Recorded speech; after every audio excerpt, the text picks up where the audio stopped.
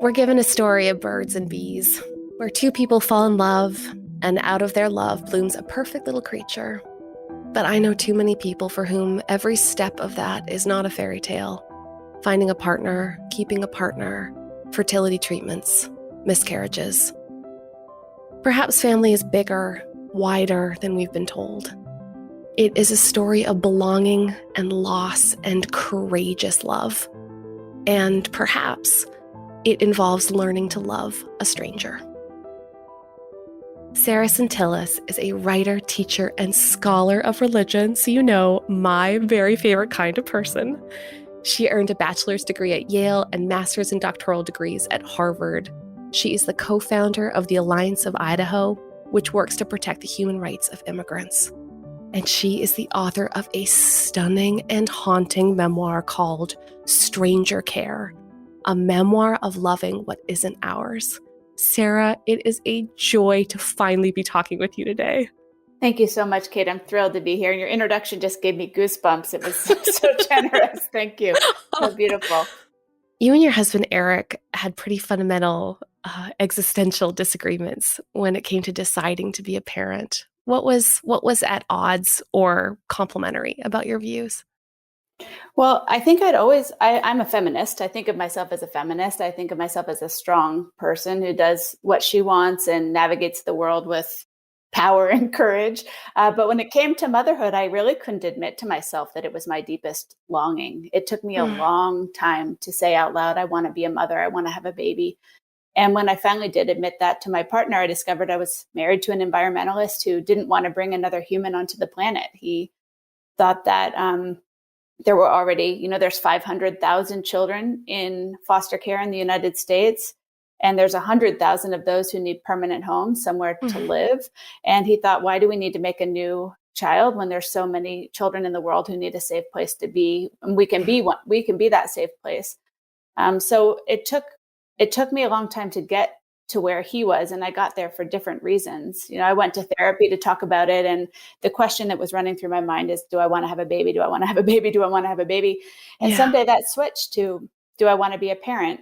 And I realized that I didn't need to be pregnant. I didn't need to have some part of my DNA out in the world. And so foster care became our common ground. We did it for different reasons. He did it because he wants to live in a world where we tend the earth. And I did it because I want to live in a world where we tend one another. So it became this shared place where we could navigate the different ways we understand the world and the different roles we think humans play in making the world the way it is.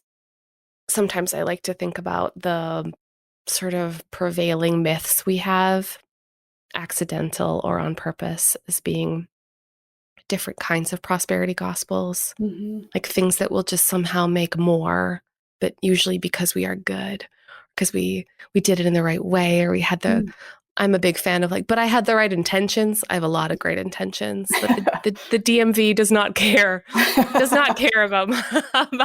about my intentions. I talk to a lot of parents who are trying to manage the heartbreak of the stories that they have of parenthood. It just kind of made me wonder, is there a foster parent prosperity gospel? Wow.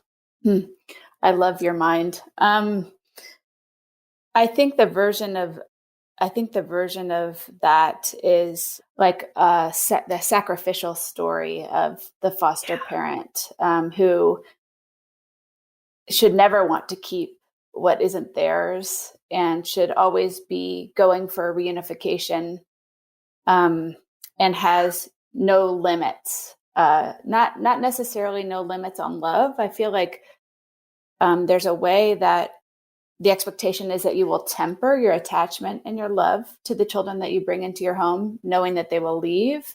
But there's this myth of the self-sacrificing, selfless. I've had 150 foster kids and how beautiful. I mean, we need people who will do that. The myth is that kind of keep doing it, keep doing it, keep doing it. It's not about you. It's not about you. It's not about you. Your heartbreak doesn't matter. Your heartbreak doesn't matter. Your heartbreak doesn't matter. And there's something really beautiful about that and something really dangerous as well. Yes. Yeah, that you give so freely. You never need to take. You never need to keep. they advise you to keep a list of your limits by the phone because you get a call and you have about 3 to 5 minutes to say yes or no. I mean, it's very fast. They call and they say, there's a child who's been taken into care. We know XYZ. Wow. Can you welcome him? Can you welcome her? Or we have a sibling set. That's the language for siblings, for brothers and sisters. We know XYZ. Can you welcome them? The way you think about limits, like, are you as a foster parent allowed to have limits? Sounds like it was almost concretized almost right away. There's this home study process that's Mm-hmm. very invasive, and it asks people to answer some very difficult questions. Like it's like a long list of qualities that the social worker asked if you and your husband would be willing to accept into your home, but like schizophrenia or cruelty to animals. It seems like it would be so hard to imagine how limitless you need to be. Like, what is the math on that when, everything in our, I don't know, everything in the way that we think about whether something is worth doing. We like that's the language we would use is we Mm-hmm. try to figure out what value it would have to us, but they're asking you almost right away, like, how much can you handle? Like, Mm-hmm. let's set a number. Mm-hmm. And never having experienced those things, how can you know? It's interesting now to look back, and some of the things that we were very afraid of um, were things that we said yes to when we welcomed home this 3-day-old baby girl, but we had no idea, Yeah. and it wasn't anything to be afraid of. Actually, the things that we would have set limits had we Yeah. known more about this child, had we known more about her background, we probably would have said no. but Yeah. but we didn't say no because we didn't know that information, so we said yes, and the things that we were afraid of, we didn't need to be afraid of. When you did get that phone call for a 3-day-old little baby named Coco, and they put her delicate 5-pound little frame in your arms, you felt the rightness of it. You felt such an instant love. What an incredible thing to feel magic Mm-hmm. with a stranger. It was immediate. I think one of the things I had underestimated about being a foster parent was how immediate the attachment would be and how fierce. They talk about a lot in foster care that your job is to be family and home as long as the child needs it until they can be reunified with their biological parent. What they don't tell you is sometimes you're going to have to hand the child back to a situation that you don't think is safe. The moment that she was placed in my arms, she weighed just under 5 pounds. She was tiny. She was wearing this little pink outfit that said "World's Best Little Sister," and I felt, she's not ours, but we belong to each other. Mm, And Eric's attachment was just as immediate and just as fierce. He felt like if anyone comes near her, I will destroy them. It was this instinctual Papa Bear kind of totally. ability to do violence that, he's a pacifist, so it Yeah, surprised yeah, yeah, him. yeah. But we loved her right away. She belonged to us right away. We belonged Mm. to her right away. Sounds like those first few hours and days, you were like piecing together a mystery about who she was, that you could only learn bits and pieces about her birth and her mom. And I imagine it was really complicated to figure out, like, how much should I give myself over to this person and story that I just can't know. And your friend Katie gave you the most Mm. spectacular advice that I think that I will remember forever. She said, it's never wrong to choose love. The way she described in loveness Mm. as this beautiful totalizing thing, like diving into water. Mm-hmm. That sounds like a choice. It also sounds like capitulation. Like it was just this gorgeous, inevitable thing. I mean, it's so being with an infant, it's so intimate. You're up with them every 2 hours. You're feeding them, changing them, holding them, loving them, snuggling them. It's so people tend to think of foster care as babysitting, but it's not. It's parenting. it's Yeah. parenting, it's intimate physical parenting. It's all consuming. It's just Yeah. like being a parent to a child. But luckily, I had two incredible guides. One was Katie, who's a poet and who had given birth to a very premature baby. And she talked to me about that experience of not knowing if her child was going to live or die and leaving the intensive care unit and asking herself, am I in or am I out? And realizing she had to choose love and love her child as long as that child survived with her. And the other was my friend, Emily Rapp Black. Her son died before he turned 3 of Yeah. Tay Sachs. And she was so generous in her ability to stand next to me as I navigated this impending loss. And she said the same thing. You have to choose love. You have to love them as long as they're with you. Mm-hmm. The other piece of advice she gave me was to tend my marriage, which I thought was interesting. I called her one day and in tears about what was happening in the foster care system. And I said, I need your help. I know it's not the same. I know she's not dying, but it feels like that. And she said, tend your marriage. Like she meant maybe just make sure you have a foundation under you too and make sure you've got all the things that hold you up. Is that what she was hoping for? Well, she was saying that almost all marriages dissolve after the loss of a child. I think the percentage is like 90% or something. It's really Wow. high. Yeah. And she had experienced the implosion of her own marriage after her son Ronan died. And so she wanted to make sure that we had the tools that we needed to navigate the grief that was ahead of us, and that it would bring us closer instead of tearing us apart. And it was Yeah. really important advice because Eric and I decided that that's what we wanted. We wanted to walk this together, even though our grief looked different, even though our worldview looked different, even though our response to what was happening looked different. We wanted it to bring us closer instead of further apart.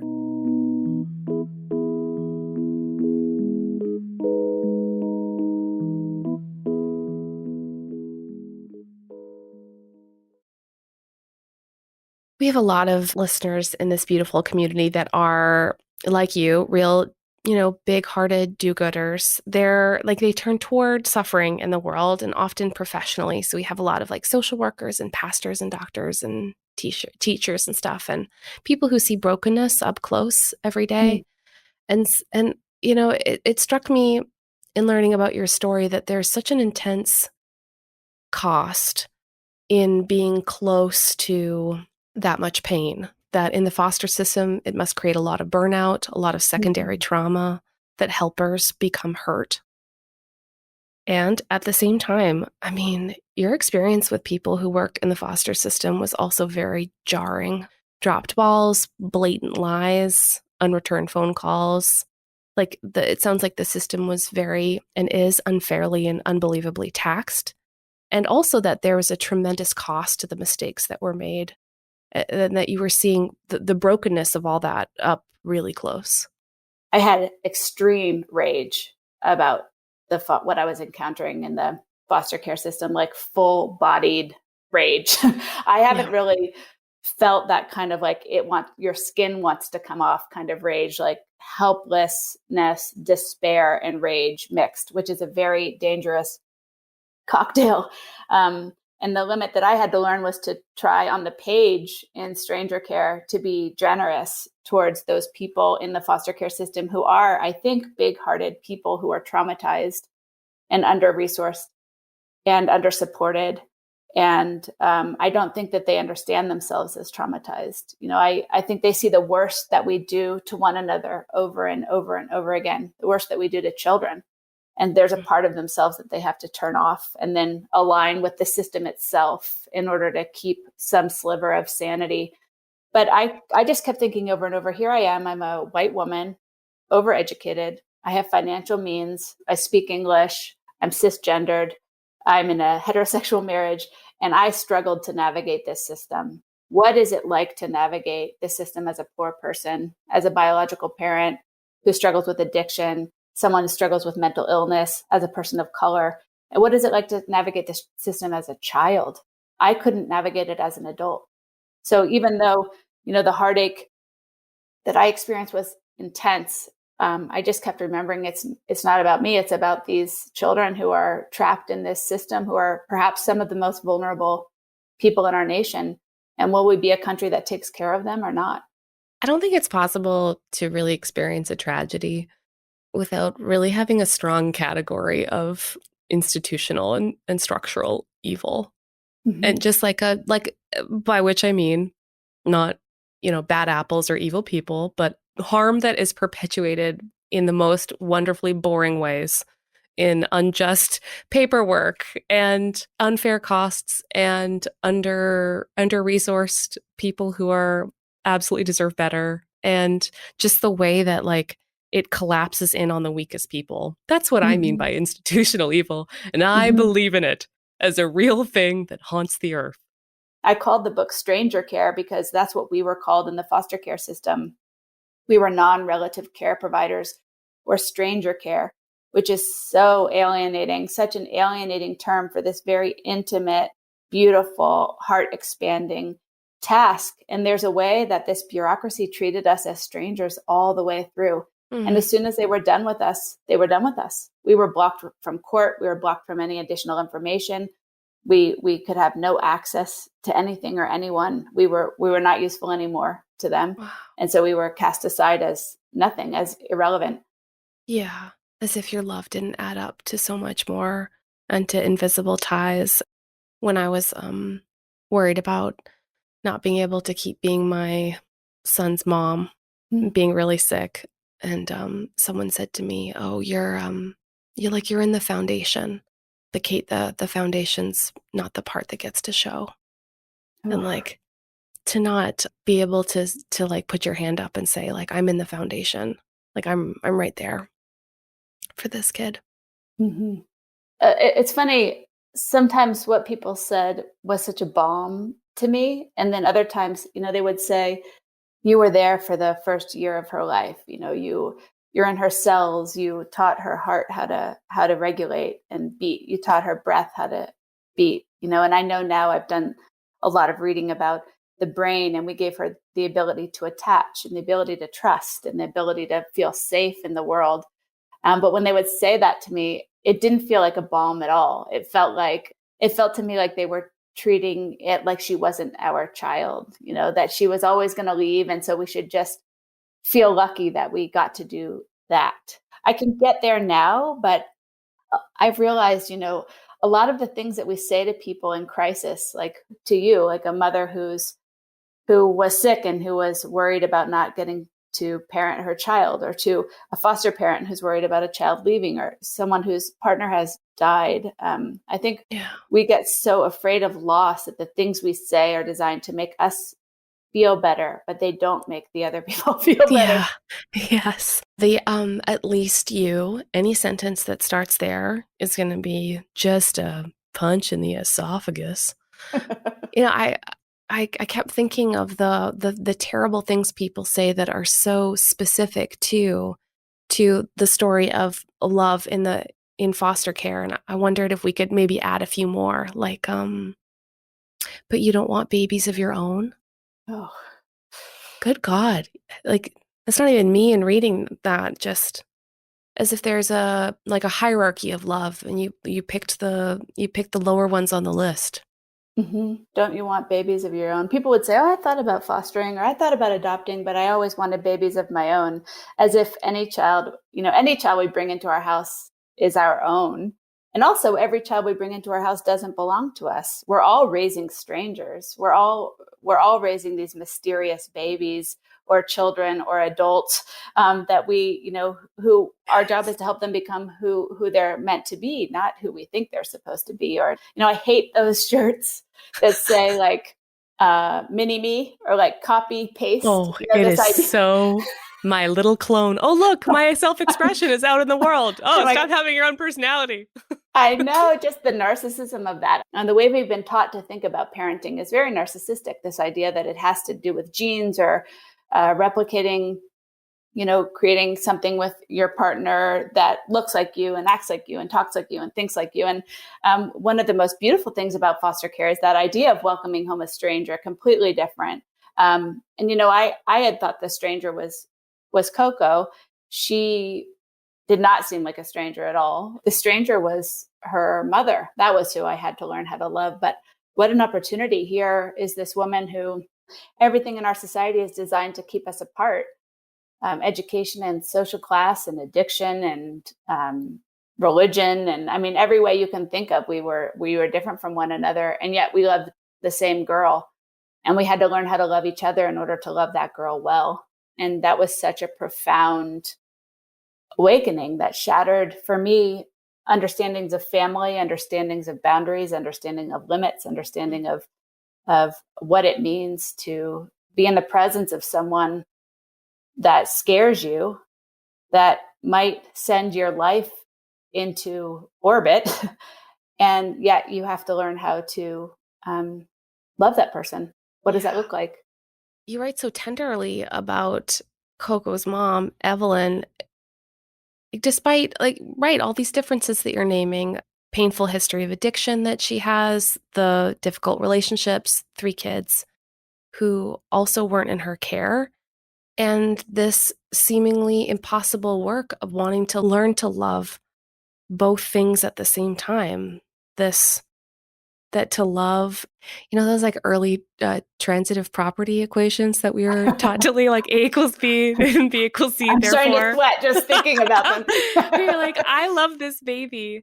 I want to learn to have this like soul expanding, generous, endless, abundant love for this kid. And therefore, I need to figure out how to simultaneously root for her mom, whose own actions may take apart the life that you have come to know and love. Yeah, it was a hard thing because I understood. I didn't know at first that Idaho, where I live and where I was a foster parent, was what's called a reunification state. That the statistics here are in the 70% of Wow. children are reunified with their biological parents. The national average is more around 50%. So I didn't know that, but it soon became clear to me that everything in the whole system was designed to make sure that Coco went back to her biological mother. The first time I met Evelyn and the first time she met Eric and me. So think about this. We're the strangers taking care of her child who she's just given birth to 2 weeks before.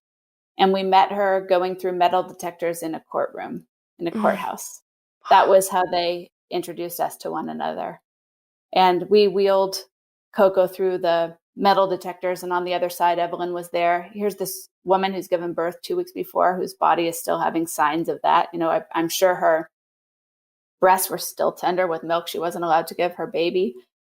And she asked, "Can I hold her?" Mm. And I hand this 5-pound baby girl to her mother in a courtroom, who stands in a hallway next to a fake ficus plant Yeah. and whispers into her baby's ear, "I love you, I love you, I love you, I love you, I love you, I love you," for the 3 hours that we wait in that hallway. Yeah. That was my first sign. This does not work the way that I thought it did. I'm complicit in a way I didn't understand I was. What does it mean to love this baby? What does it mean for me to want her to have the most beautiful possible life? And what does it mean for there to be a mother who also wants her, who had this child taken away from her by force, who's had terrible suffering in her life and is now showing the desire to get better so she can get her child back? And how to hold those things at once. I love Coco. I want to keep Coco. I know that in order not to become a mean and bitter person, I have to also love her mother. How do you do both of those things? Yeah. Yeah. I'm just laughing when you said mean and bitter because you've got such a nice loving face. I was like, Yeah, yeah, there is a mean and bitter person under there. I mean, but that was, I have an amazing therapist, who basically slapped me yeah. around. She said, I thought I was going to die when it became clear to me that probably Coco was going to go back. I thought I couldn't survive it. I didn't want to survive it. Yeah. And she said that I had to like turn my mindset around 180 degrees. And instead of hoping that I could keep her, and which meant that I was rooting against her mother, Evelyn, that I had to actually root for Evelyn, that I couldn't be a person who would wish harm on another person in order to get what I want. Mm. And I said, well, what if I am? What if I already am that person? And she said, that's not what we're after. You have to hope that she gets well, this person who's seen so much suffering. And she said 2 things that stayed with me. One, your life is not worth more than her life. And she said, this baby might save her life, and you don't need your life saved. And so that began my it was a practice. It was like a brutal practice to learn how to be loving to Yeah. her. And I did do that. And we began to love each other. And our relationship is one of the most profound and one of the most heartbreaking relationships of my life. Just as a side note, you'd make such a good Methodist. You know, you're My just father-in-law is a Methodist pastor. It probably rubbed off on me. it's like all love by doing. You're like, I don't want to, but I'm gonna get there by sheer beautiful behavioralism. 100%.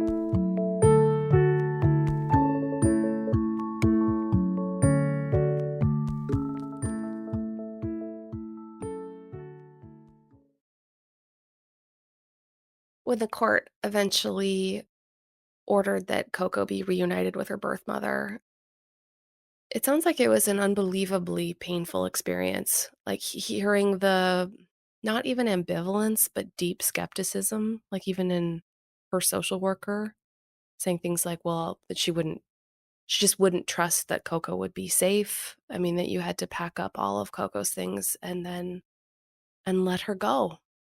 That must have felt impossible. It was the hardest day of my life. It was exactly about 2 years and 10 days ago. And we had asked, what the social worker said was, I wouldn't let her take care of my dog for an hour, about Coco's biological mother, but she was going to reunify her anyway. She said, but that's not the rubric. You know, the rubric is minimal parenting ability, which is one step above do no harm. Um, Wow.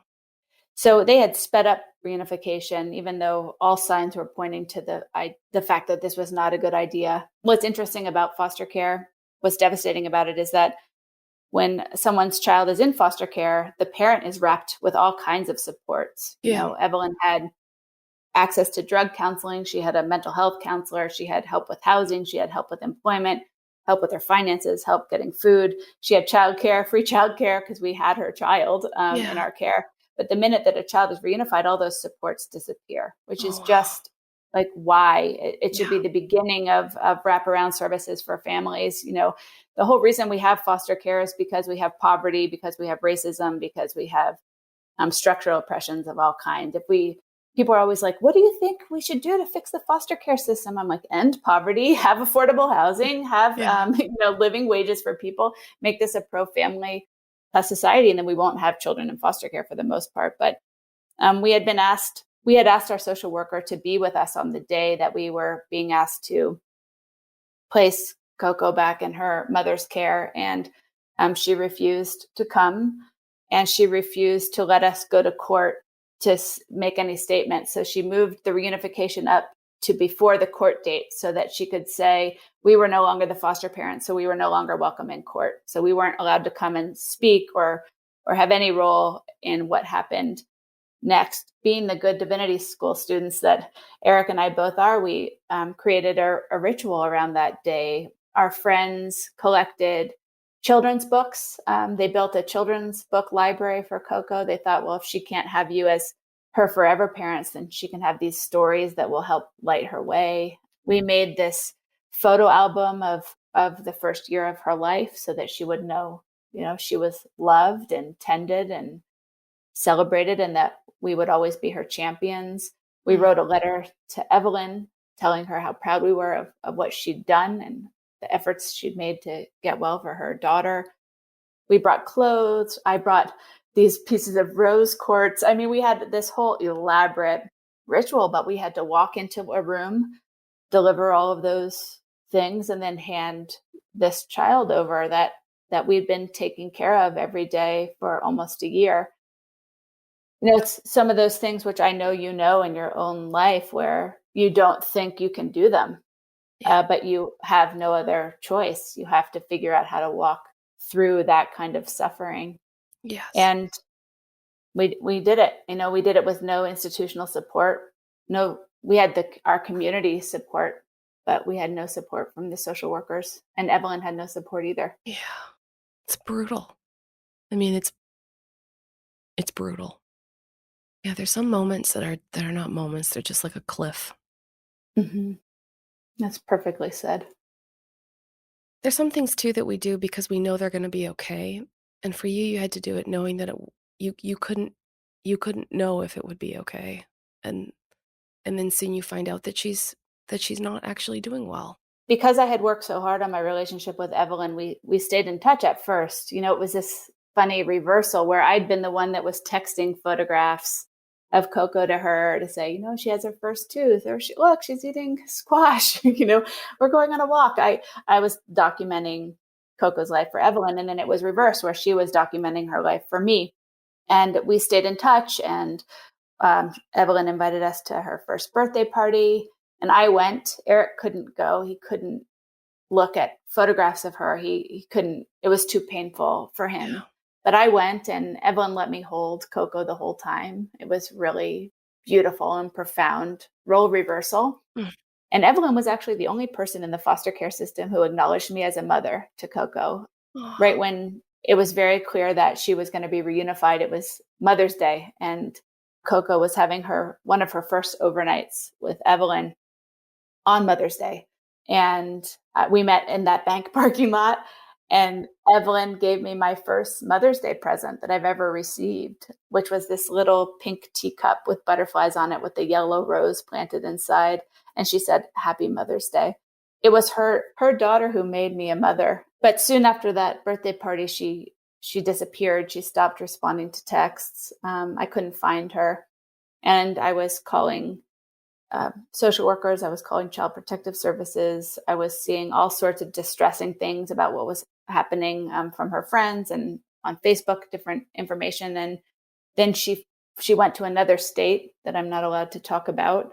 And so both Idaho and that other state were insisting that she was in the other place. And mm, so no one would do anything to find her. And I remember I called every week for weeks and months. I remember saying, can we issue an Amber Alert? Like, yeah, here's it's called a drug endangered child. This child is in danger. She can't speak. She's not in school. Nobody has eyes on her. Nobody knows where she is. And a social worker said to me, "We can't issue an Amber Alert. She hasn't been kidnapped. She's with her mother." That kind of helplessness of not being able to find a mhm, child and not being able to work with any of the organizations that are supposed to help keep children safe. That was a kind of helplessness that I hadn't yeah, experienced before. She eventually did surface and was taken into foster care in that other state. but not released to you. It's madness.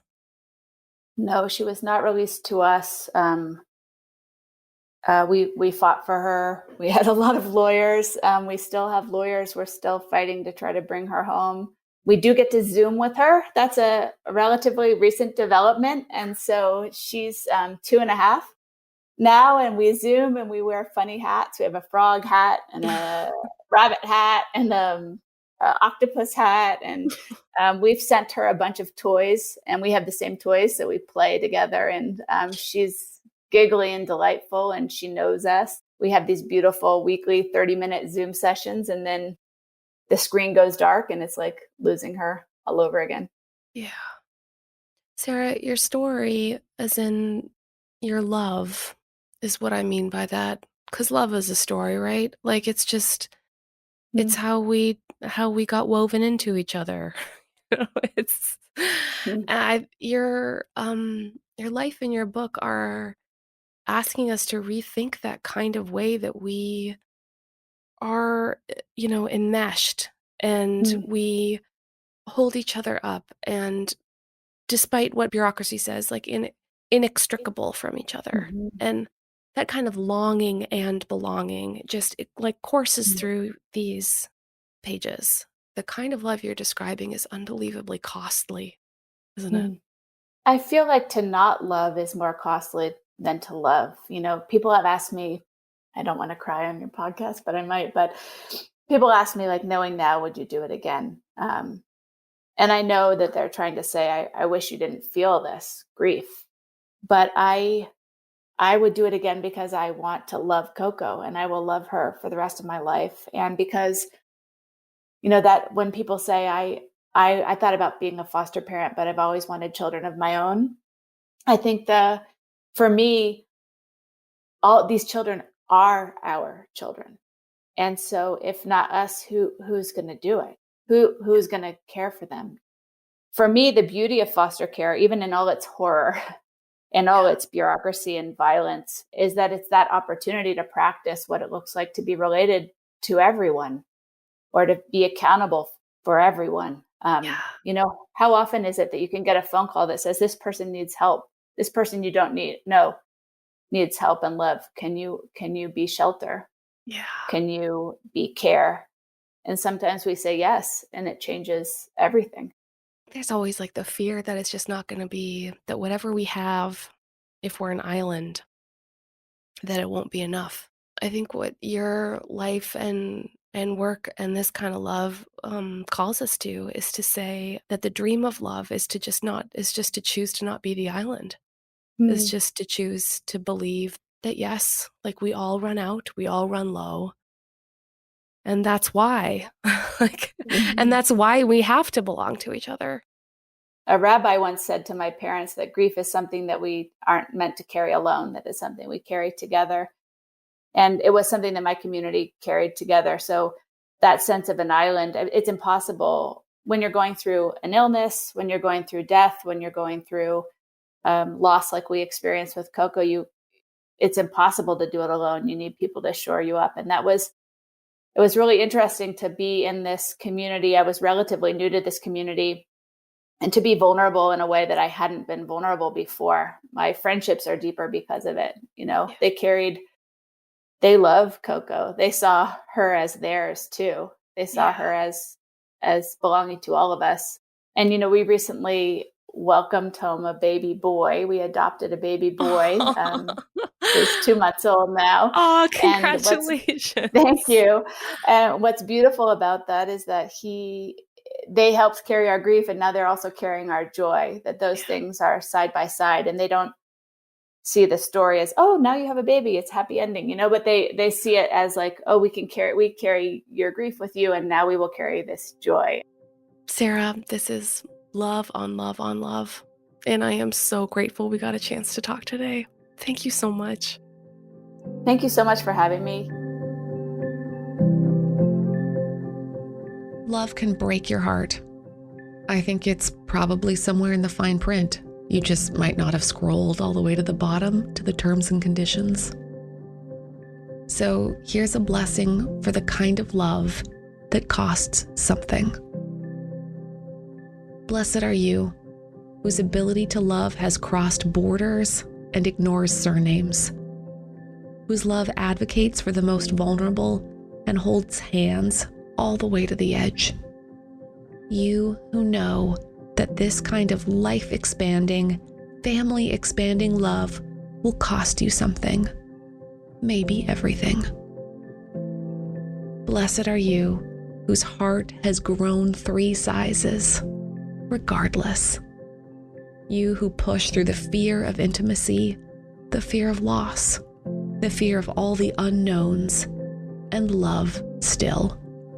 Blessed are we, loving well beyond our limits, loving when it doesn't make any sense, loving without any lifetime guarantees, loving when it might break our hearts.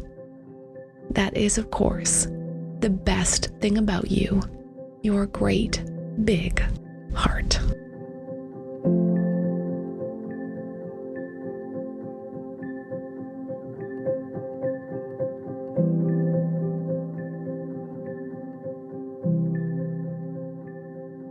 Our work on the Everything Happens podcast and with the Everything Happens initiative is made possible because of our partners and generous donors: Lilly Endowment, the Duke Endowment, Duke Divinity School, and Faith in Leadership, an online learning resource.